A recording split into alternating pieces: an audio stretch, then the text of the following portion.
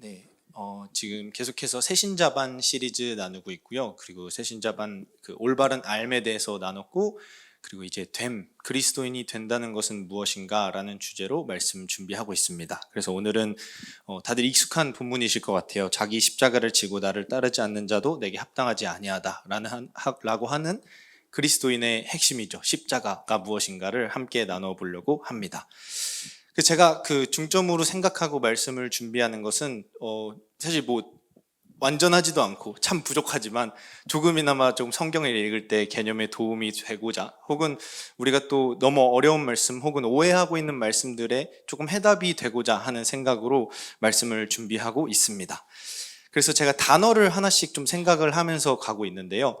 저번 주에 그래서 제가 말씀드린 단어 하나가 바로 평화라는 단어였습니다. 그래서 그 평화라는 의미는 아무 일 없이 고요한 상태, 아무 일도 일어나지 않는 상태가 아니라 다시 하나가 되는 과정이다라는 말로 말씀을 전했는데요. 주님이 이 땅에 오신 이유는 바로 이 평화, 다시 하나가 되는 관계를 위해서 오셨다라고 이야기를 했습니다. 하지만 우리가 생각하는 평화는 그렇지 않았다라고 저번 시간에 말씀을 들었죠. 우리가 생각하는 평화의 왕 예수라고 했을 때 평화라고 하는 것은 고난이나 어려움이 아무것도 없는 상태, 혹은 뭔가 나에게 불필요한 것이 없고 어려움이 하나도 없는 상태, 불편한 상황이 없는 상태라고 생각을 하지만, 그래서 우리의 바람은 자꾸 고난을 없애는 것에 집중하고 또 나의 죄를 짓지 않는 것에 집중하지만, 예수님이 오셔서 말씀하신 것은 그런 평안이 아니라 나는 검을 주러 왔고 너희의 그런 평안이 틀렸다는 것을 보게 하시고 다시 바른 목적을 주러 오셨다라고 말씀을 드렸습니다. 그래서 지난 시간에 그리스도인은 무엇인가라는 것을 한마디로 좀 요약을 하면, 그리스도인은 죄와 은혜를 아는 사람들이다라고 할 수 있을 것 같습니다. 이전에 내가 죄에 대해서 올바로 몰랐을 때는 해야 될 것, 하지 말아야 될 것이라고 생각을 해서 뭔가 죄 지으면은 마음이 찝찝하고 불안하고, 그리고 또 죄 안 지으려고 노력하는데 뜻대로 잘 안 되고, 이러한 낙심을 우리는 경험하게 됩니다. 저번 주 사사기의 말씀과 같이 사사기 사람들도 끊임없이 죄에 대해서 실패하고 넘어지고 또 다시 그 죄를 짓고 또 다시 하나님을 찾고 하는 모습이 우리의 삶과 굉장히 흡사하지 않는가라는 생각을 합니다. 하지만 그리스도인들은 죄를 짓지 않기 위해서 노력하는 사람들이 아니라는 것을 저번 시간에 말씀을 드렸습니다. 그리스도인들은 죄를 발견한 사람들입니다. 그리스도인들은 죄를 안 짓기 위해서 끊임없이 내가 행함으로 뭔가 옳게 보이려고 노력하는 것이 아니라, 죄를 발견하고 나는 은혜가 정말 절실히 필요한 자다, 나는 구원이 정말 필요한 자다라는 것을 알고 그리스도 앞에 나아오는 자들입니다. 그렇기 때문에 우리는 끊임없이 나에 대해서 묵상하고 내가 무슨 일을 했고 내가 무슨 의로운 일을 했는 것을 묵상하는 것이 아니라, 그리스도가 무슨 일을 하셨는가, 그리스도가 우리 안에서 무슨 일을 성취하셨는가를 묵상하며 알아가는 사람들입니다. 마태복음 9장 13절, 예수님은 이렇게 말씀하시고 계십니다. 너희는 가서 내가 바라는 것은 자비요 희생제물이 아니라 하신 말씀이 무슨 뜻인지 배워라. 나는 의인을 부르러 온 것이 아니라 죄인을 부르러 왔다 라고 저번 시간에 말씀을 나누었죠.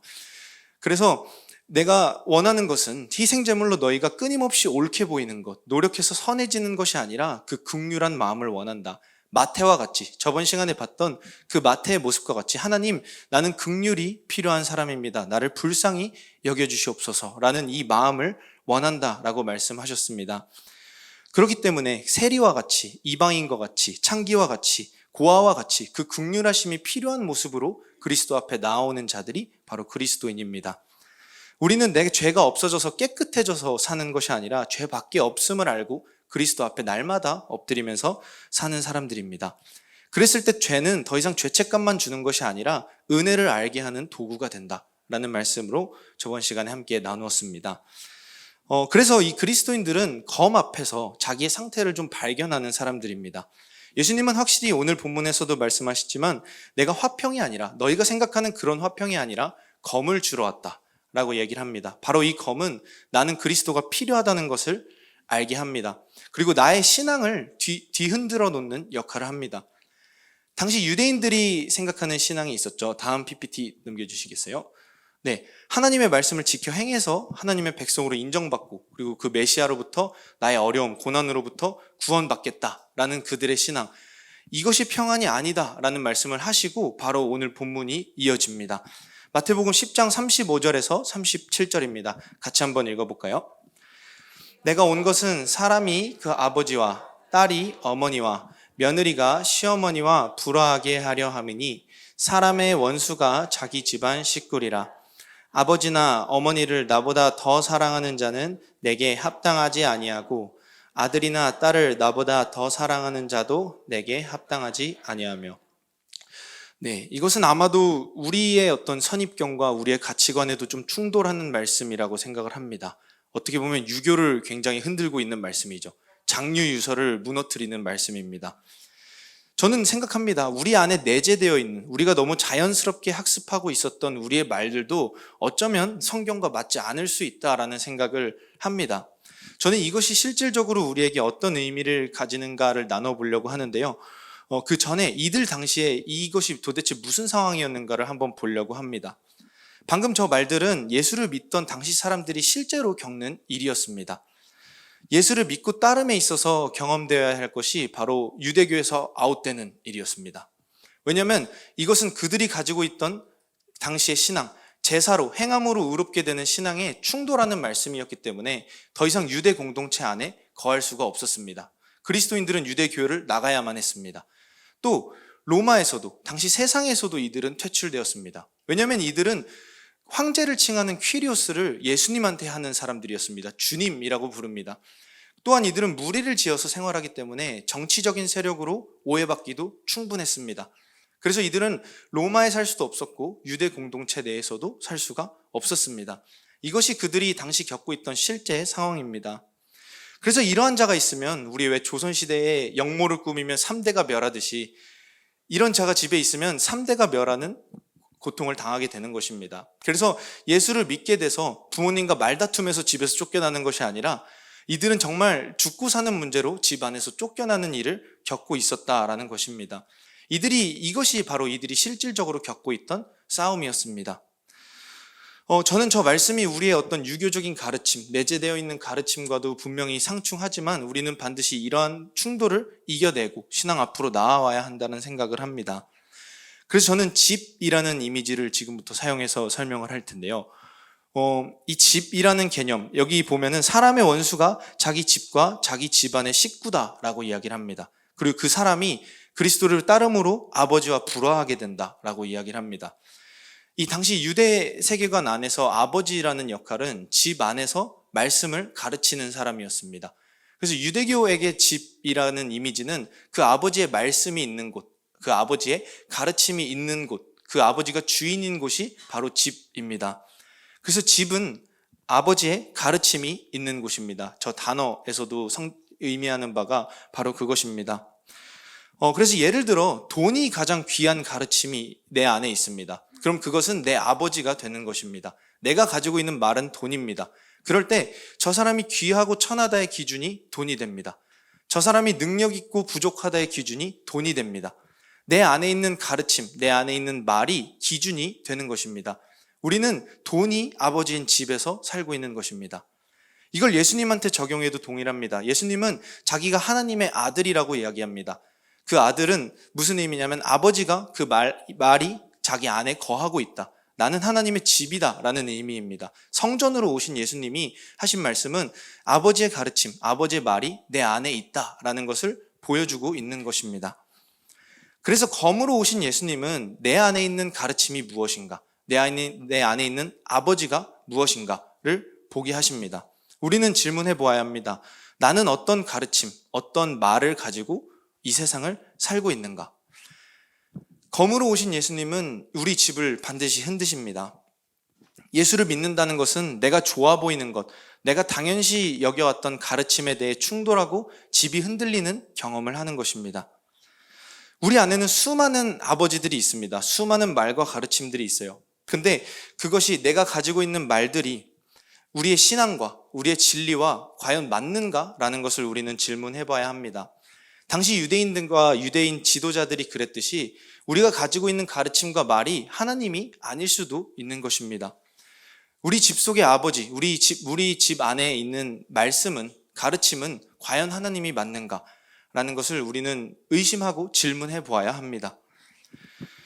예수를 믿는다는 것은 바로 이것을 경험하게 됩니다. 나의 집이 흔들리고 나의 말이 흔들려서 나의 집이 무너지고 지진이 나는 것을 경험하는 것입니다. 이것을 잘 설명하는 단어가 있는데요. 바로 패러다임 시프트, 패러다임의 전환이다 라는 의미입니다. 말이 되게 사전적인 의미인데 말이 되게 어려웠는데 사실 우리는 지금 패러다임 시프트를 이미 한번 겪었습니다. 뭐냐면 이전의 예배라고 하는 것은 전장인데요. 이전의 예배라고 하는 것은 주일날 드려지고 교회에 반드시 와야 되고 어떤 예식과 예전의 순서가 있어야 된다라고 생각을 했습니다. 하지만 우리는 코로나 이후에 예배의 패러다임이 바뀌기 시작했습니다. 어떤 장소가 중요한 것이 아니라 어떠한 시간이 중요한 것이 아니라 어떠한 때가 중요한 것이 아니라 우리가 집에 있든 삶에 있든 어디에 있든 그 모든 곳에서 말씀을 따르고 있는 행위가 예배다라는 것은 우리가 코로나를 겪으면서 알게 된 새로운 패러다임의 전환입니다. 이 말을 처음 쓴 것이 이제 토마스 쿤이라는 과학자가 과학혁명의 구조라는 것에서 처음 사용했는데요. 원래는 과학 용어로 사용되었습니다. 이 말이 어떻게 쓰여졌냐면 이전에 지구를 중심으로 세상이 돌고 있다라는 천동설을 믿고 있던 사람들이 있었습니다. 근데 코페르니쿠스의 등장으로 지구가 아니라 태양이 세계의 중심이고 그 주변으로 행성이 돌고 있다라는 가르침의 인식의 전환이 일어났습니다. 사실 이게 중요한 것은 아닙니다. 오늘 제가 얘기하고자 하는 것은 이 가르침이 뭐 얼마나 대단했고 사실 지금은 둘 다 설이라는 이름이 붙어서 사실 우주의 중심은 태양도 아니다. 태양도 어딘가를 돌고 있는 행성일 뿐이다 라고 했지만 사실 이 말씀을 드리는 이유는 이 패러다임의 전환을 말씀드리는 이유는 이것으로 인해서 그들의 삶의 방식이 바뀌게 되었다. 그들의 행함이 바뀌게 되었다라는 것을 설명하기 위함입니다. 저 말이 나온 것이 15세기였는데요. 그 다음 연도 16세기에는 종교개혁이 일어나게 됩니다. 이 패러다임의 전환, 천동설을 믿던 사람들이 지동설을 믿게 되므로 어떤 종교개혁의 전조라는 것을 우리는 발견할 수 있습니다. 당시에 교회는 이 천동설을 가르치고 있었습니다. 지구가 세상의 중심이고 지구를 주변으로 다른 행성들이 돌고 있다. 그리고 당시에 교회의 가르침, 교황의 가르침은 절대적이었습니다. 이것은 절대 틀린 말이 하나도 없다라는 것이 그들의 인식, 그들의 패러다임이었습니다. 그래서 하나님은 세상을 창조하시고 유일하게 자신과 닮은 인간을 창조하셨는데 그 인간이 세상에서 가장 귀하고 가치가 있기 때문에 이 지구가 세상의 중심이고 모든 것은 이것 위주로 돌아간다라는 것이 그들의 가르침이었습니다. 물론 어떤 과학이 부족했기 때문에 실수할 수는 있습니다. 하지만 우리가 보아야 할 것은 그들이 절대적이라고 했던 그 신앙에 질문하게 되었다라는 것입니다. 이들은 질문하게 됐습니다. 면죄부가 진짠가? 돈을 내면 죄를 사할 수 있는가? 어떤 기도를 통해서 죄를 사할 수 있는가? 죄가 없어지면 그러면 우리는 신앙이 해결이 되는 건가? 혹은 또 그렇게 해결된 죄는 우리가 노력해서 끊어낼 수 있는가? 그리고 우리가 돈을 내서 연옥에서 가족들을 구출하는데 그 연옥이라는 게 진짜 있는가? 라는 어떤 질문을 하게 되는 계기가 됩니다. 제가 말씀드리는 이 패러다임의 전환은 이들이 이전에 믿고 있던 가치들, 믿고 있던 신앙들이 흔들리는 것을 경험하게 되고 그것이 질문으로 이어졌다라는 것입니다. 우리는 반드시 이것을 거쳐야 합니다. 우리가 이전에 믿고 있던 가르침들, 신앙, 그것에서 충돌하고 질문하게 돼서 삶이 바뀌는 일을 경험해야 합니다. 다음 장에 넘기면 이런 장면이 나오죠. 루터가 이제 종교개혁의 시점을 알리는 공회에서의 모습인데요. 패러다임의 변화는 그들이 갖고 있던 절대적인 신앙에 질문하게 되고 진리가 무엇인가에 대해서 질문하고 찾게 됩니다. 사람의 원수가 내 집안과 집안에 있는 식구다. 내 집안에 있는 수많은 가르침이 내 사람의 원수입니다. 내가 이전까지 따르고 있던 내 패러다임, 내 가치관, 내 가르침, 이것이 우리가 끊임없이 질문하고 알아야 할 나의 집, 나의 상태입니다. 이어서 예수님은 바로 이 말씀을 하시는 것입니다. 마태복음 10장 38절에서 39절입니다. 같이 한번 읽도록 하겠습니다. 또 자기 십자가를 지고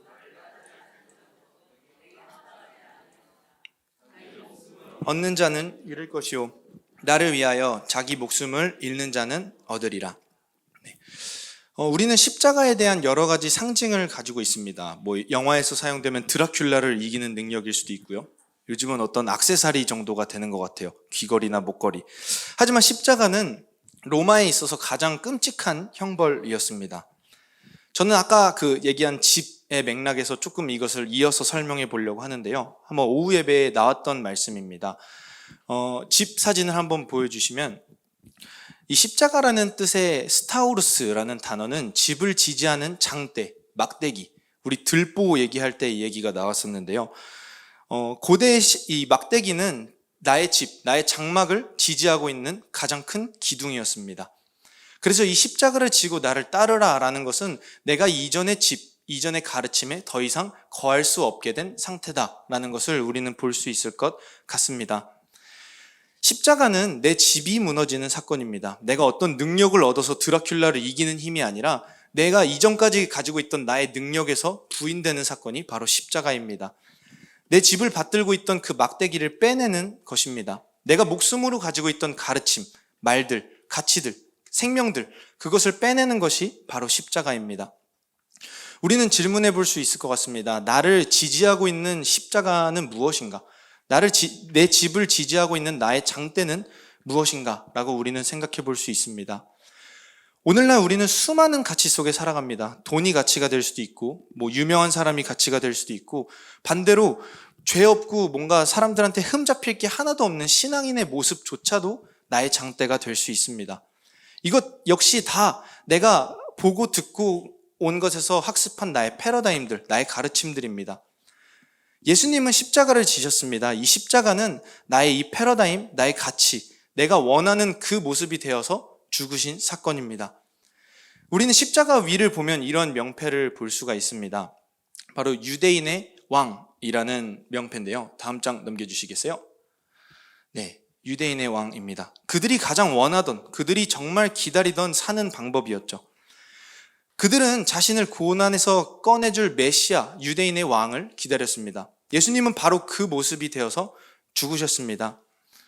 십자가는 나의 집의 기둥을 뽑는 사건입니다. 그들의 집을 부숴버린 사건입니다. 우리가 생각하는 구원은 무엇일까요? 우리가 생각하는 메시아는 무엇일까요? 우리가 생각한 가장 행복한 나의 모습, 가장 만족스러운 나의 모습은 무엇일까요? 돈이 많은 부자, 혹은 평화로운 곳에서 아무것도 안 하는 것, 혹은 수많은 사람들이 나를 바라봐 주는 것, 이 모든 내가 가장 되고 싶은 것, 예수는 바로 그것이 되어서 죽으셨습니다. 유대인이 가장 바라는 모습이 유대인의 왕, 메시아였어요. 그 로마로부터 압제해서 구원해 줄 왕, 예수는 그 이름이 되어서 죽으셨습니다. 그래서 내 십자가를 진다는 것은 이것입니다. 내가 가장 가치 있다고 생각하는 것, 내가 가장 되고 싶은 나, 예수는 그것이 되어서 죽으셨습니다. 그것이 사는 방법이 아니라는 것을 보여주신 것입니다. 사실 예수님을 따르는 이유나 동기가 우리는 대단한 이유로 처음에 예수를 따르게 되지 않습니다. 일단 예수를 따르는 사람들의 공통적인 반응은 삶에 좀 답답함을 느끼는 사람들입니다. 그리고 뭔가 절망을 크게 느끼거나 사업이 크게 망하거나 어떤 어려움을 겪을 때 보통 우리는 하나님을 찾습니다. 우리는 뭔가 대단한 이유로 예수님을 따르는 것이 아니라 어떤 우리의 기대, 바램을, 우리의 원함을 이루는 목적으로 예수님을 따릅니다. 12제자, 12명 모두 다 그랬습니다. 대표적으로 저번 주에 봤던 마태 역시도 로마에 속한 세리였죠. 자기 삶에 대해서 굉장히 불편함을 느끼고 있었습니다. 그래서 예수님을 따르게 됩니다. 마태가 예수를 따르게 된 이유는 자기 어떤 직업에 있어서 혹은 삶에 있어서 불만족하고 답답한 모습이 분명히 있었을 것입니다. 반대로 이 열심당 시몬이라는 사람도 예수를 따르는 제자 중에 한 명이었습니다. 이 열심당은 반로마 세력이었어요. 로마에서 독립하자, 유대교가 유대인이 한번 보여주자라는 어떤 독립투사였습니다. 참 재밌는 게 앞잡이 소리를 듣는 마태와 그리고 독립투사인 시몬이 예수님의 둘 다 제자였다라는 것입니다. 마태는 생각했을 것입니다. 쟤는 좀 폭력적이야. 너무 과해. 너무 열심당이라는 애들이 다 그렇잖아. 라는 생각을 했을 것입니다. 무서운 존재일 거야. 쟤도 언젠가 눈 돌면 무슨 짓을 할지 몰라. 시몬은 생각했을 겁니다. 쟤는 앞잡이 출신이잖아. 쟤를 어떻게 믿어? 지금 당장 또 돈 되니까 예수님 따랐을걸? 이라고 의심했을 것입니다. 사실 우리가 예수를 따르는 이유는 그렇게 고상한 이유가 아닙니다. 우리는 실질적으로 내가 잘 살고 싶어서 어떻게 하면 잘 살 수 있을까? 라는 생각으로 예수를 따르게 됩니다. 지금 삶이 너무 팍팍하니까 죽어선 잘 살고 싶다. 혹은 뭔가 모르겠는데 교회에 있으면 마음이 따뜻해지고 마음의 평화로움이 느껴진다. 근데 우리는 잘 생각해 보아야 됩니다. 이러한 내용들은 다른 종교에도 분명히 다 있는 내용입니다. 우리는 각양각색의 저마다의 파라다이스를 꿈꾸면서 각자의 원함을 가지고 예수를 따릅니다. 그것을 통해서 볼 수 있는 것은 제자들도 싸우죠. 각자의 원함들이 있어서 예수님의 말을 오해하고 싸웁니다. 아, 영광 받으실 거라 그랬으니까 왕이 되실 건가 보다. 그러면 나는 우의정하고 넌 좌의정해야지. 그래서 서로 조금 더 나은 삶을 살아보겠다고 싸우는 지경에까지 이르게 됩니다. 제자들은 늘 각기 다른 반응으로 예수님을 쫓아요. 각자 다른 원함과 바람을 가지고 예수님을 쫓습니다. 하지만 이들이 딱 2번 동일한 반응을 보일 때가 있었는데요. 언제인지 아시나요? 바로 십자가가 섰을 때랑 십자가에서 부활하신 예수 그리스도를 만났을 때입니다. 십자가가 섰을 때 이들은 정확히 동일한 반응을 보여줍니다. 한 명도 빠짐없이 다 도망갑니다. 이들은 십자가가 섰을 때 다 도망쳤습니다. 집이 무너져서 내가 더 이상 살 수 있는 방법이 끝났으니, 내가 유대인의 왕 하나 바라보고 살았는데 유대인의 왕이 저기서 죽었으니 나는 도망가는 방법밖에 살 수가 없는 것입니다. 그들은 예수님이 없는 3일 동안 생각할 거예요. 그럼 난 이제 무슨 집에 살지? 나는 이제 뭐 해먹고 살아야 되지? 그들은 집을 잃어서 가난한 자들이 되었고 꿈을 잃어서 애통한 자들이 되었습니다. 더 이상 내가 뭔가 할 수 있는 상태가 없었어요. 그것이 바로 십자가입니다. 그래서 고린도전서 1장 23절에서 24절에서 바울은 이렇게 이야기합니다. 같이 한번 읽겠습니다. 우리는 십자가에 못 박힌 그리스도를 전하니 유대인에게는 거리끼는 것이요 이방인에게는 미련한 것이로되 오직 부르심을 받은 자들에게는 유대인이나 헬라인이나 그리스도는 하나님의 능력이요 하나님의 지혜니라. 아멘. 네, 분명한 것은 십자가는 유대인에게는 거리끼는 것, 이방인에게는 미련한 것이라는 것입니다. 내 아내 왕, 내 아내 아버지, 내 안에 있는 기둥이 뽑혀서 내 집이 박살나는 사건이기 때문입니다. 부르심이 없는 사람들한테 십자가는 절망의 연속입니다. 유대인이 살고자 했던 방법은 아까 말씀드렸듯이 말씀을 지켜 행해서 백성이 돼서 그 메시아로부터 자신의 어려운 상황에서 구원받는 것이었습니다. 이방인이 생각하는 사는 방법은 무엇이었을까요? 어떤 철학이 될 수도 있었을 거고요. 돈을 많이 버는 걸 수도 있었고 정치, 경제적인 성공이었을 수도 있을 것입니다. 이 마태와 시몬이 예수님을 따른 이유가 다 다르듯이 유대인과 이방인이 예수님을 따른 이유와 다 다르듯이 우리가 예수를 따른 이유도 다 다릅니다. 우리는 각자의 원함과 가르침을 통한 우리의 목적을 가지고 예수를 따릅니다. 십자가는 분명하게 거리끼고 미련한 것입니다. 왜냐하면 이것을 드러내서 우리가 더 이상 살 수 없다. 이것이 방법이 아니라는 것을 드러내기 때문입니다. 그렇기 때문에 십자가는 결코 내 꿈이나 목적을 실현해내는 도구가 아닙니다. 그런 능력을 말씀하고 있는 것이 아닙니다. 십자가는 분명하게 나의 능력과 나의 방법이 끝나지 않는 사람들, 그 유대인과 이방인들한테는 거리끼고 미련한 것이다 라고 이야기하고 있습니다. 반대로 모든 능력과 모든 방법이 끊어진 사람들, 내 집이 다 무너져서 더 이상 예수 말고는 갈 곳 없는 사람들한테는 하나님의 능력이 되는 것입니다. 우리는 보아야 합니다. 그럼 도대체 십자가는 무슨 능력이 있는가? 무슨 능력이 있길래 바울이 십자가는 하나님의 지혜고 능력이다라고 이야기를 하는가라는 것을 보아야 합니다. 이 십자가가 서고 제자들은 다 도망가게 됩니다. 그리고 다시 모이게 되는 순간이 있는데 그것이 바로 예수 그리스도께서 부활하시고 또 그 약속을, 자기의 말을 가르쳐 지키게 하라라는 명령을 주실 때입니다. 그럼 예수의 부활로 확증된 것이 무엇일까요? 우리의 십자가는 로만 카톨릭의 십자가와 다르죠. 예수님이 걸려있지 않습니다. 얼핏 봤을 때는 예수님이 걸려있는 십자가가 더 거룩해 보이지만 우리가 예수님이 십자가가 달려있지 않는 이유는 예수께서 부활하시고 승천하셔서 라는 의미를 가지고 있는 어떤 상징적인 도구입니다. 그래서 예수님이 부활하심으로 드러난 것이 있는데 그것이 뭐냐면 바로 예수님이 진짜 하나님의 아들이었다라는 것입니다. 이것이 하나님의 능력과 지혜입니다. 여기서 하나님의 능력과 지혜가 시작이 돼요. 하나님의 방법이 무엇인지에 대해서 보여주는 것입니다. 그 방법은 그 아들을 주는 것이었습니다. 성전으로 오신 아버지의 가르침과 말을 닮은 진짜 새로운 집으로 이 땅에 오신 것입니다. 무엇이 집인지, 무엇이 진짜 아버지의 가르침인지 우리에게 보여주기 위해서 이 땅에 오셨다는 것입니다. 나의 방법이 끝나고 하나님의 방법이 주어지는데 그것이 바로 아들의 영, 그리스도의 영을 주어 아들로서 살게 하는 방법입니다. 에스겔 36장 26절은 이야기합니다. 함께 읽겠습니다. 또 새 영을 너희 속에 두고 새 마음을 너희에게 주되 너희 육신에서 굳은 마음을 제거하고 부드러운 마음을 줄 것이며 라고 합니다. 이 굳은 마음, 돌 같은 나의 마음, 돌 같은 나의 집이 무너지고 새로운 집이 무엇인가, 새로운 가르침, 그 말이 무엇인가에 대해서 보여주고 계신 것입니다. 그래서 그리스도의 영은 아버지의 가르침과 아버지의 말을 알게 하는 영입니다. 그리스도의 영은 새로운 집, 그 아버지가 주신 성전 안에서 살게 하는 영입니다. 그 아들이 되는 영이라고 로마서 8장 11절에서 14절은 말합니다. 같이 읽겠습니다. 예수를 죽은 자 가운데서 살리신 이의 영이 너희 안에 거하시면 그리스도 예수를 죽은 자 가운데서 살리신 이가 너희 안에 거하시는 그의 영으로 말미암아 너희 죽을 몸도 살리시리라. 그러므로 형제들아 우리가 빚진 자로 돼 육신에게 져서 육신대로 살 것이 아니니라.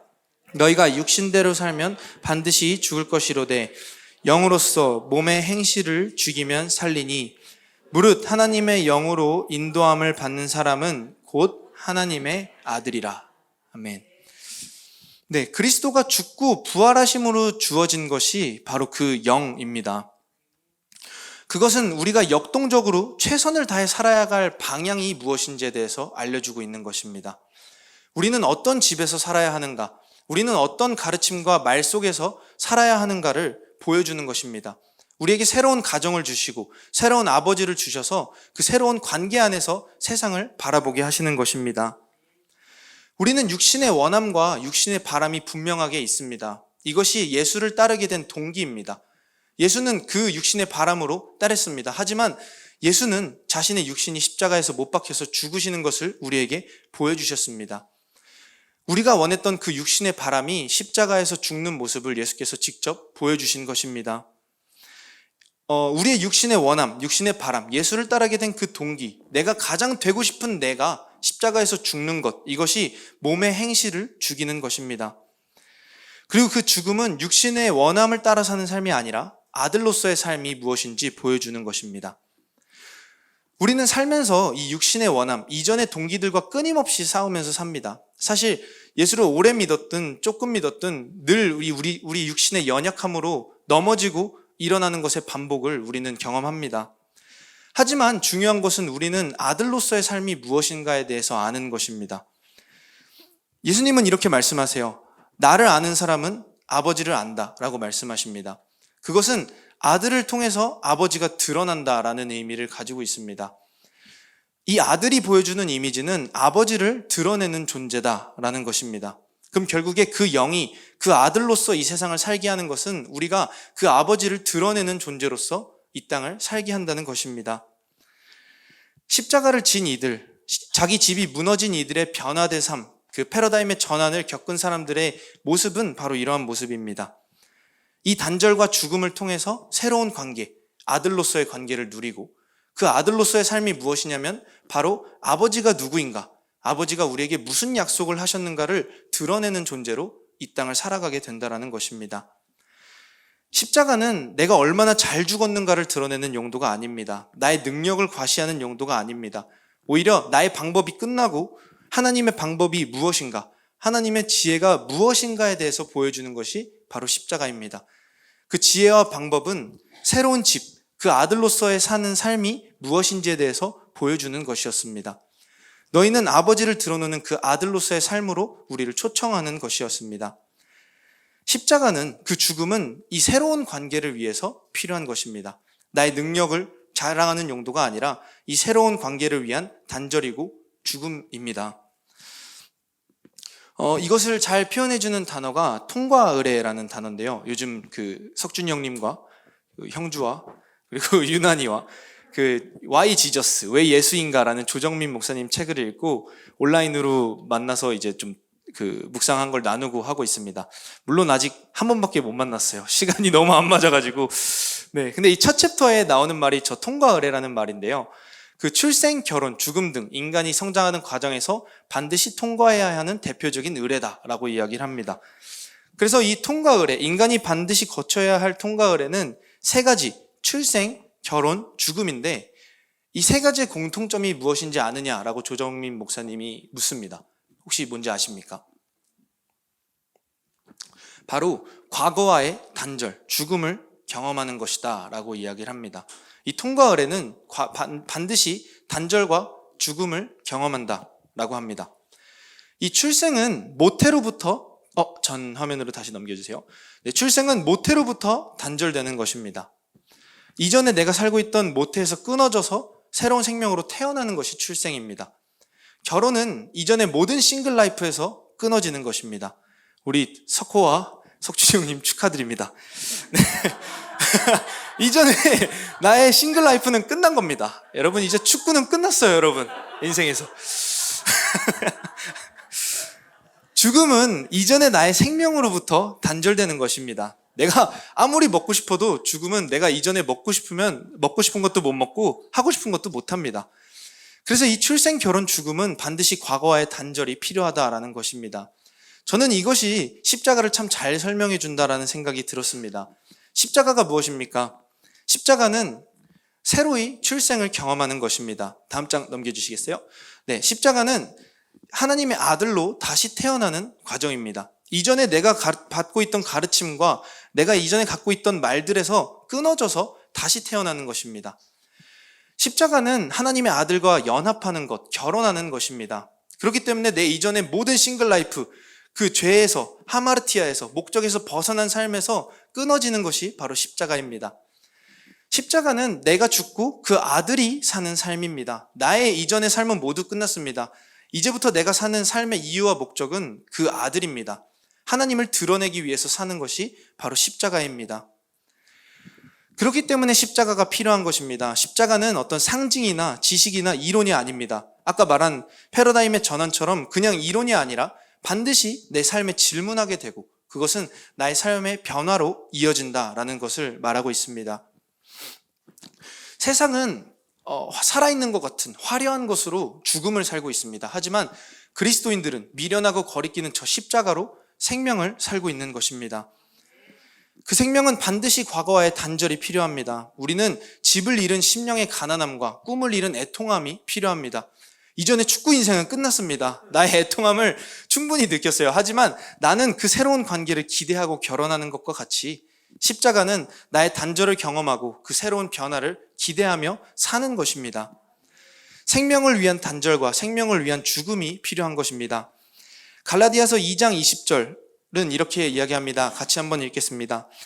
내가 그리스도와 함께 십자가에 못 박혔나니 그런즉 이제는 내가 사는 것이 아니요 오직 내 안에 그리스도께서 사시는 것이라.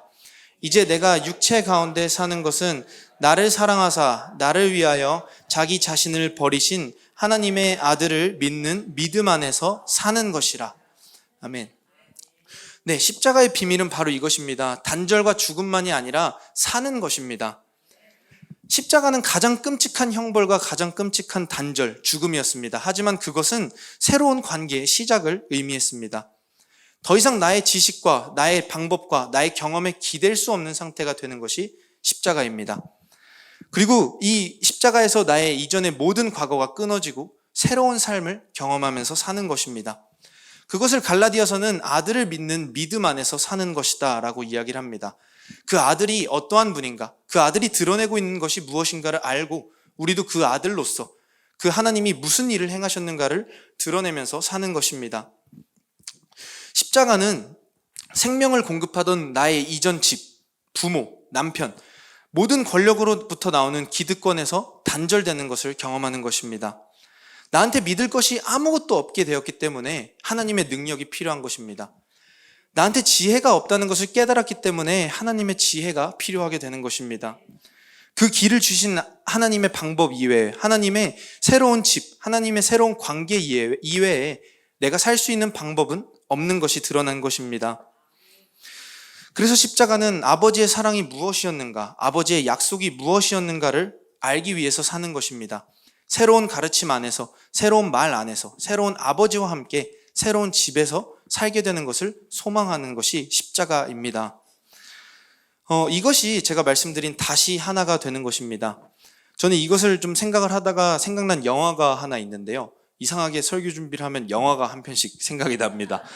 아마도 제 마음속에서 영화가 너무 보고 싶다라는 어떤 자아가 말을 하는 것 같아요. 그래서 영화 한 편 생각난 게 뭐냐면, 넘겨주시겠어요? 네, 인스턴트 패밀리라는 영화입니다. 우리 어머니들 많이 말씀하시죠. 형주야, 인스턴트 그만 먹어라 라고 이제 말씀하시는데, 그 인스턴트란 뜻이 이제 즉석 뭐 이런 뜻이잖아요. 즉석, 뭐 쉽게 먹을 수 있는. 그래서 뭐 즉석 가족, 갑작스러운 가족 이런 의미로 번역을 할 수 있을 것 같습니다. 내용은 이렇습니다. 주인공 두 명이 있어요. 피트와 엘리라는 부부입니다. 이 두 부부는 입양을 꿈꾸는 부부였어요. 지금 삶도 만족하지만 더 늦어지면 이제 아이가 20살이 됐을 때 자신들은 노인이 되어 있다라는 그 좌절감 때문에 빨리 입양을 해야겠다라는 생각을 하게 됩니다. 그래서 이것저것 뭐 알아보기도 많이 알아보고요. 그리고 입양 가정이 겪는 어려움이 무엇인가에 대해서 막 인터넷도 찾아보고 교육도 들으러 가고 하게 됩니다. 그러던 중에 그 입양 센터에서 입양을 경험한 어떤 딸이 와서 연설하는 것을 듣게 돼요. 자기 어머니 아버지가 어떤 나를 이렇게 사랑해 주셨는지, 내가 받은 사랑이 무엇인지에 대해서 말을 하는 것을 듣게 됩니다. 이것이 큰 감동이 돼서 입양을 결정하게 되죠. 그래서 이들의 처음 계획은 이랬습니다. 어린아이를 입양하자. 왜냐면 큰 애들보다는 좀 얘기하기도 나중에 쉽고 또 사는 게 쉬울 거라고 이들이 판단한 거예요. 그리고 한 명만 입양하자. 여러 명 입양하면 너무 힘드니까 한 명만 입양해야겠다라고 생각을 하고 센터에 갑니다. 하지만 이들이 만나게 된 건 15살의 리지라는 예쁜 여자아이입니다. 굉장히 똑똑한 친구예요. 저런 얘기를 처음에 합니다. 관심은 감사하지만 동정해 줄 필요는 없습니다. 나 안 데려가 줘도 돼요. 다른 아이 보세요. 라는 이런 당돌함에 이상하게 이 부부가 빠지게 돼요. 그래서 저 아이를 입양해야겠다라고 계획이 바뀌게 됩니다. 근데 문제는 리지는 혼자가 아니었고 동생 2명이 있었는데요. 동생은 저 남자아이 후안과 여자아이 리타입니다. 그래서 이 리지를 입양하려면 이 두 동생이 같이 입양됐어야 됐어요. 그래서 얼떨결에 3명을 입양하게 됩니다. 근데 이 리지의 가정사를 보면 이제 아버지는 안 계셨어요. 아버지는 누군지도 모른다고 얘기하고요. 그리고 어머니는 마약을 만들고 마약을 판매하다가 감옥에 가게 됐어요. 그래서 이들은 입양 보호소에 맡겨진 3명의 아이들입니다. 이 두 아이들, 저 동생들은 엄마랑 그래도 나이가 어리기 때문에 접촉한 게 많지 않은데 리지는 엄마랑 굉장히 애틋하게 잘 살았던 것 같습니다. 엄마가 마약 만드는 과정도 다 보면서 자랐다라고 해요. 그렇지만 리지는 엄마를 좋아했습니다. 그래서 언젠가 엄마가 출소하면 같이 살게 될 거야 라고 생각을 했지만 이미 이들은 입양센터에 있었고 피트와 엘리 집에 오게 됩니다. 제가 몰랐는데 미국은 보니까 위탁가정이라는 걸 하더라고요. 직접 입양한 건 아니고 임시로 같이 살아보고 이제 법원이 판결이 날 때까지 같이 살아보는 과정이 있다라고 합니다. 그래서 이 3명이 함께 가족이 돼서 생활하기 시작해요. 우리 교회에 그 아이 3명 이상이신 집사님들이 참 많지 않습니까? 그냥 3명 보는 것도 힘든데 그 입양아 3명은 대환장 파티라는 것을 이 영화가 보여줍니다. 그 영상을 잠깐 한번 보실까요? 환상은 그리 오래가지 못했다.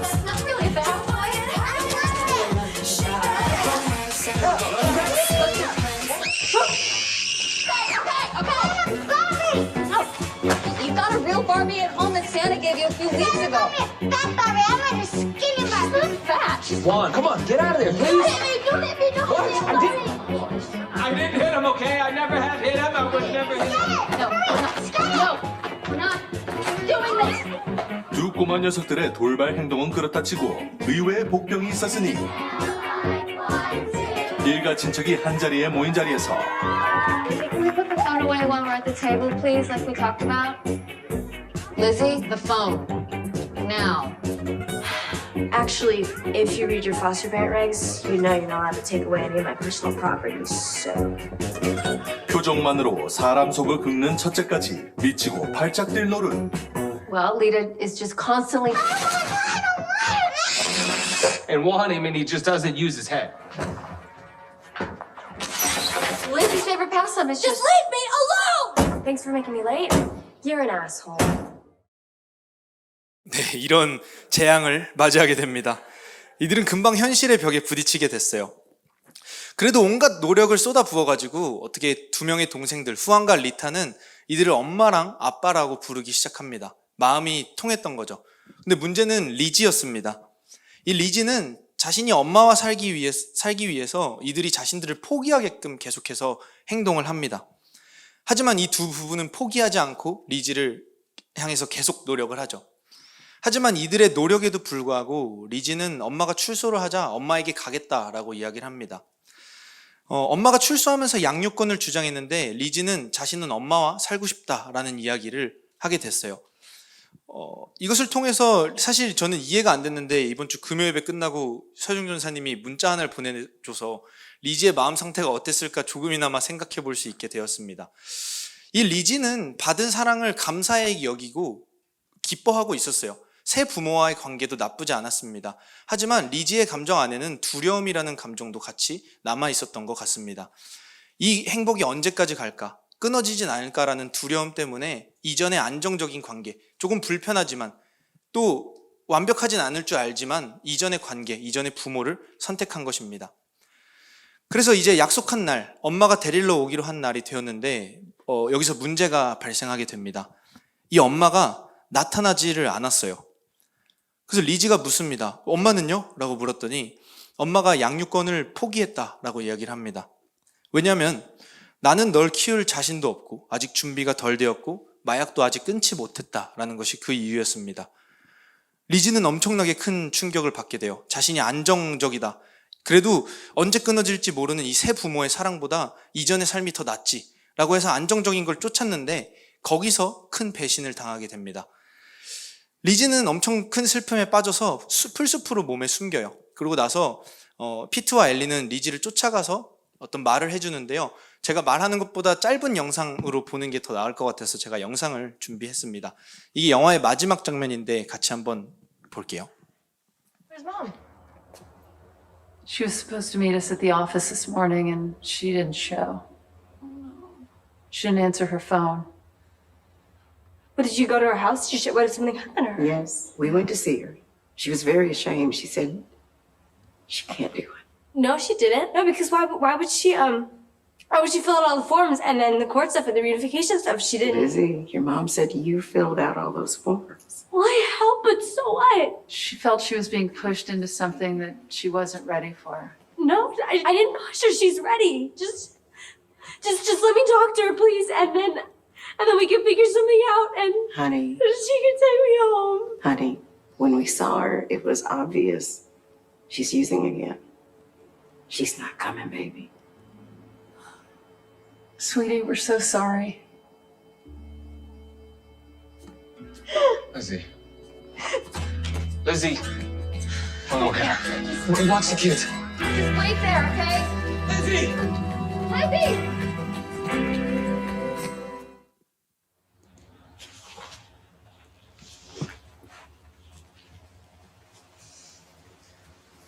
So, here's what I think is best. I know Juan and Lita are more like what you had in mind when you got into this. So I think the best thing is for you to adopt them, and I'll just ask Karen for a different placement. So No. I know it'll be good. It'll be No, good. honey. We need your help with Juan and Lita. We're not doing this without you. I'll visit all the time, and you can call me if you need help or anything. No. Pete, I really don't want to argue about this. Yeah, I don't care. I said no. It's not happening, okay? You're with us now. Yeah. And you know why? We've got a cosmic connection. That's right, we've got a cosmic connection. I know you feel really sorry for me right now, but you really don't It's have. got nothing to do with what just happened. Where's the court statement Ellie gave you?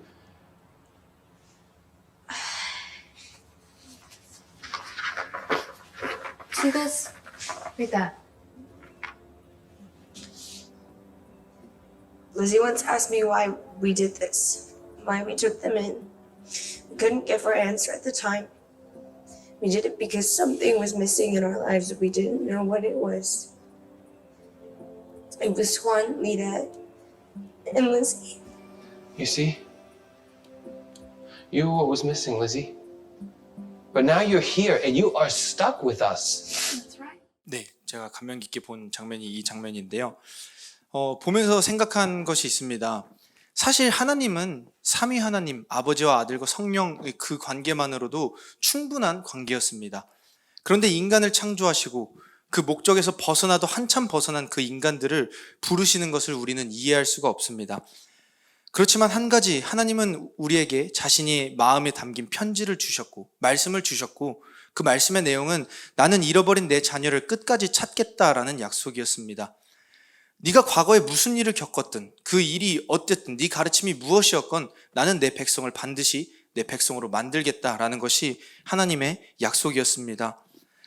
제가 그리스도인이 된 이유는 바로 이것입니다.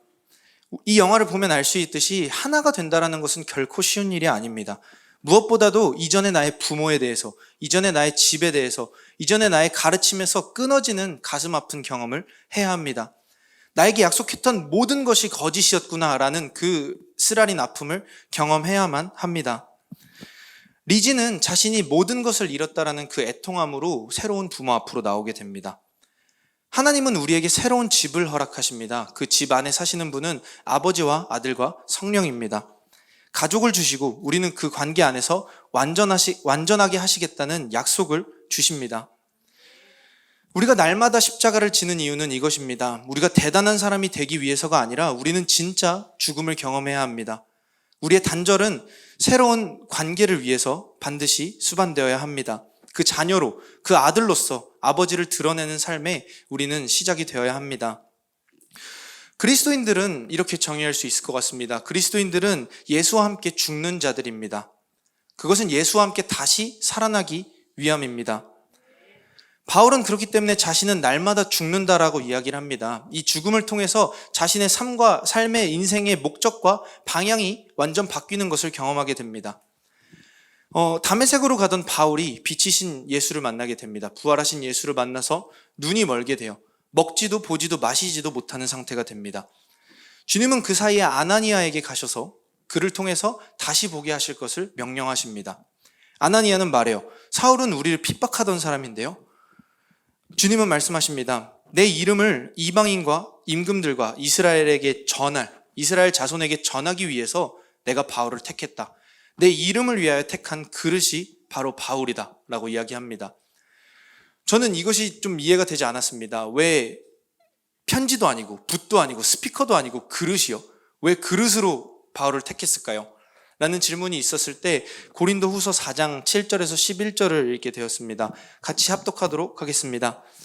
우리가 이 보배를 질그릇에 가졌으니 이는 심히 큰 능력은 하나님께 있고 우리에게 있지 아니함을 알게 하려 함이라. 우리가 사방으로 우겨쌈을 당하여도 쌓이지 아니하며 답답한 일을 당하여도 낙심하지 아니하며 박해를 받아도 버림바 되지 아니하며 거꾸러뜨림을 당하여도 망하지 아니하고 우리가 항상 예수의 죽음을 몸에 짊어짐은 예수의 생명이 또한 우리 몸에 나타나게 하려 함이라. 우리가 살아있는 자가 항상 예수를 위하여 죽음에 넘겨짐은 예수의 생명이 또한 우리 죽을 육체에 나타나게 하려 함이라. 네, 전장으로 넘겨주시면은 이 질그릇이라고 하는 것은 흙으로 만든 가치 없는 그릇입니다.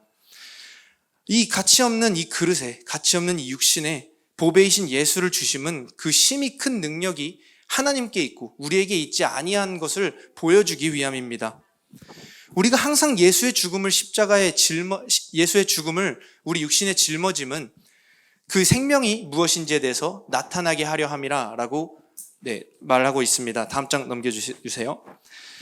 네, 그래서 나의 방법이 끝났을 때, 나의 이 육신의 원함과 가르침이 죽었을 때 예수의 생명이 드러나게 되는 것입니다. 우리가 살게 된 그 생명이 나의 육신에, 이 그릇에 드러나게 되는 것을 고린도 후서는 말하고 있습니다. 그래서 이 내 능력이 드러나는 것이 아니라 하나님의 능력이 드러남으로 말미암아 무엇이 진짜 생명이 모르는 이방인들, 아까 말한 각자 자기가 왕이 되어 무지함으로 살고 있는 그 세상 모든 왕들, 그리고 애통함으로 자신의 꿈을 잃어서 슬퍼하고 있는 그 모든 나의 백성 이스라엘에게 내 뜻이 무엇인가 전하기 위한 나의 그릇이다. 내가 그것으로 바울을 택했고 그것을 위해서 그를 변화시켰다라고 이야기하는 것입니다. 우리가 십자가를 날마다 지는 것은 바로 이 생명을 나타내기 위해서 우리 육신 가운데 예수의 죽음으로 말미암아 그 하나님의 능력과 지혜가 무엇인지 나타나게 하기 위해서다라고 말하고 있는 것입니다. 그래서 바울은 말합니다. 우리가 아들과 함께 죽었고 아들과 함께 살았고 그 아들로 이 땅을 살아가는데 저 박해가, 저 어려움이 도대체 우리에게 어떤 두려움을 가져다 주는가? 이 질그릇에, 이 가치 없는 나한테 하나님의 생명이 들어왔는데 무엇이 우리를 두렵게 할 수 있겠는가라고 이야기하는 것입니다. 그리스도인은 생명을 나타내기 위해 십자가를 지는 자들입니다. 더 좋은 그릇이 되거나 더 좋은 집을 갖기 위해서 십자가를 지는 것이 아닙니다. 우리는 날마다 말씀 앞에서 죄를 발견하고 은혜에 붙들리는 사람들입니다. 그리고 그것을 전하는 사람들이 그리스도인입니다. 바울 같은 사도뿐만이 아닙니다. 초대교회의 모든 사도행전의 교회들은 바로 이 일을 이 땅에서 하고 모두 죽었습니다. 우리는 무엇을 두려워하고 무엇을 걱정하면서 살까요? 우리가 도대체 어떤 인생을 살고 싶어 하는가 우리는 질문해 보아야 합니다. 우리는 자꾸 십자가에서 죽어서 더 나은 그릇이 되려고 합니다. 이것은 하나님의 능력과 지혜를 믿지 않는 것입니다. 진짜 인생을 살 수 있는 것은 오직 아들됨밖에 없습니다. 우리는 이전에 나의 모든 가르침과 말들에서 죽고 그 아들이 사는 삶을 경험해야 합니다. 아들로서 아버지의 가르침이 무엇인가를 날마다 알고 그것을 전하는 삶을 살기 원합니다. 그것은 반드시 힘들고 고난이 뒤따릅니다. 어떤 실패에 대한 두려움도 있고요. 리지와 같이 이전에 나의 집이 더 좋아 보이는 경험을 하기도 합니다. 또 내 본성과 다른 이질감도 경험합니다. 하지만 우리가 믿고 그리스도 그 아들을 믿는 믿음으로 사는 것은 그 뒤에 이어질 기쁨과 영광이 반드시 있을 거기 때문입니다. 이 아들의 삶을 살고 싶은 모든 새신자분, 모든 질문이 있는 분들을 이 삶에 초청합니다. 마지막으로 잠깐 이 설교를 준비하면서 들었던 생각이 하나가 있습니다. 제가 지금 대학원을 올해로 이제 졸업을 하는데요. 올해까지 다니면 내년에 이제 졸업인데 처음 들어갈 때 면접을 했었습니다. 근데 이 면접이 별거 아닌데도 불구하고 제가 굉장히 사시나무 떨듯이 떨고 있으니까 목사님께서 특훈을 해주시겠다고 한 2-3주가량을 집에서 목사님과 특훈을 했던 적이 있습니다. 그래서 역대 질문들과 예상 질문들을 목사님이 뽑아주시고 질문을 하세요.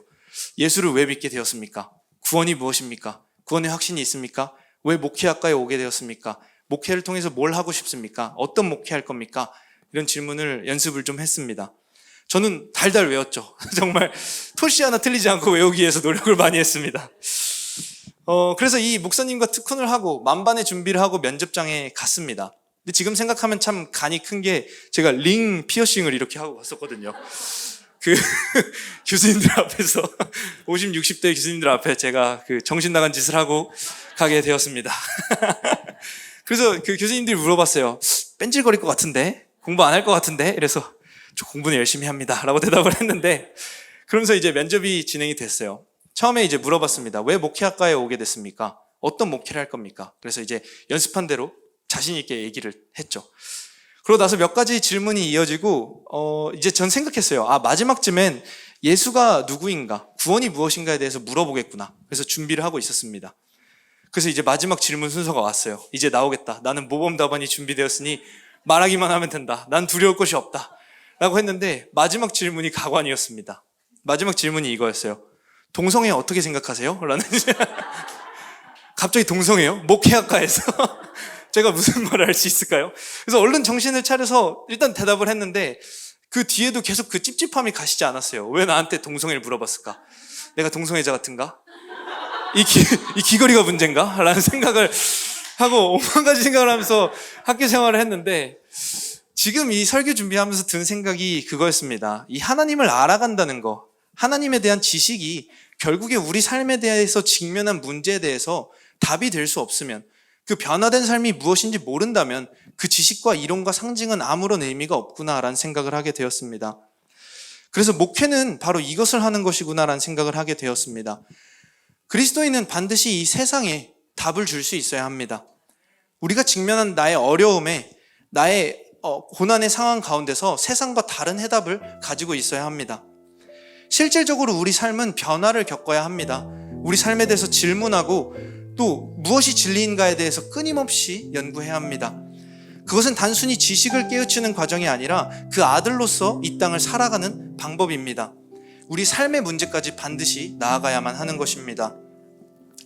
그래서 우리가 날마다 지는 이 십자가는 어떤 사람을 배려하고 착한 사람이 되기 위해서 십자가를 지는 것이 아닙니다. 우리가 지는 십자가는 아들과 다시 살아날 것을 믿는 것입니다. 아들로 살아가는 삶입니다. 아들과 같이 아버지를 드러내는 삶을 살기 위한 십자가입니다. 이 혼돈스러운 세상 가운데서 우리는 답을 줄 수 있어야 하고, 우리는 그들과 다른 가치를 분명하게 가지고 있어야 합니다. 우리의 가치는 나의 능력이 아닙니다. 세상에서 말하는 능력과 방법이 아니라 오직 하나님께서 주신 그 방법입니다. 그 아들을 통해서 아버지를 알게 하는 것, 그것이 우리가 십자가를 지는 이유입니다. 나는 이제 그 질그릇, 흙그릇입니다. 그 안에 하나님의 진리의 말씀이 담긴 이유는 우리 가운데서 아버지가 드러나기 위함이다 라고 고린도후서는 말하고 있습니다. 그렇기 때문에 우리는 예수의 죽음을 몸에 짊어지는 것입니다. 나의 십자가는 나의 육신의 원함, 그 예수를 따르던 모든 동기, 나의 패러다임, 나의 원함, 내 꿈, 내 비전을 끊어내는 일입니다. 십자가는 그것이 죽는 일입니다. 그것이 죽었을 때 우리는 반드시 그 아들로서, 새로운 집으로서 이 땅을 살아갈 줄 믿습니다. 그때 이전에 내가 겪었던 고난과 어려움과 두려움은 나를 더 이상 올가맬 수가 없습니다. 나는 더 이상 내 집이 무너지는 것에 대한 두려움이 없습니다. 나는 믿을 게 못 된다는 것을 십자가를 통해서 이미 봤기 때문입니다. 내 이성과 내 감정이 결코 믿을 것이 못 된다, 그것이 사는 방법이 아니라는 것을 몸저리게 몸소 체험했기 때문입니다. 내가 많이 알고, 내가 많이 가지고, 내가 똑똑해져서 내 파라다이스 이루는 것에는 관심이 없습니다. 나는 이제 그 아버지와 아들과 성령과 관계하는 것을 기뻐하는 삶을 살게 되는 것입니다. 그것을 즐거워하게 되는 것입니다. 그것이 우리가 단절을 겪은 이유고 십자가에서 죽음을 겪은 이유입니다. 나는 죽고 그 아들을 믿는 믿음으로 사는 것입니다. 이제 내 육신 안에서 나는 죽고 그 아들이 사는 것입니다. 이것이 아들로 다시 하나가 되는 것입니다. 그래서 우리 주님이 가르쳐 주신 주 기도문에는 나라는 단어가 없습니다. 우리를 위한 일용할 양식, 우리의 죄를 사하여 준 것 같이 그들의 죄를 사하여 주옵시고, 우리라는 단어밖에 없습니다. 나의 신앙을 지키기 위해서 살았던 위대한 자 바울은 남에게 평생 복음을 전하는 가난한 자, 비천한 자라는 뜻의 바울로 바뀌게 되었습니다. 십자가는 반드시 이러한 변화를 가지고 오게 됩니다. 나를 믿는 것이 아니라 그 아들을 믿는 믿음으로 살게 합니다. 그 관계를 믿고 그 약속을 믿는 믿음으로 살게끔 변화시키는 것이 십자가입니다. 오직 내 아버지와 관계하기 위해서, 내 아버지를 알기 위해서, 내 아버지를 드러내기 위해서 사는 것이 그리스도인의 삶입니다. 날마다 십자가 지는 것, 그 아들로 다시 사는 것입니다. 그래서 십자가는 하나님의 집에서 하나님의 아들로 살게 하시는 하나님의 능력이고 지혜입니다. 이 복을 함께 누리는 우리 예일교회 성도님과 제가 되었으면 좋겠습니다. 네, 마지막으로 시편 84편 1절에서 4절 함께 읽고 마치도록 하겠습니다. 만군의 여호와여, 주의 장막이 어찌 그리 사랑스러운지요. 내 영혼이 여호와의 궁정을 사모하여 쇠약하며 내 마음과 육체가 살아계시는 하나님께 부르짖나이다. 나의 왕, 나의 하나님, 만군의 여호와여, 주의 제단에서 참새도 제 집을 얻고 제비도 새끼 둘 보금자리를 얻었나이다. 주의 집에 사는 자들은 복이 있나니 그들이 항상 주를 찬송하리이다. 잠시 기도하고 마치도록 하겠습니다.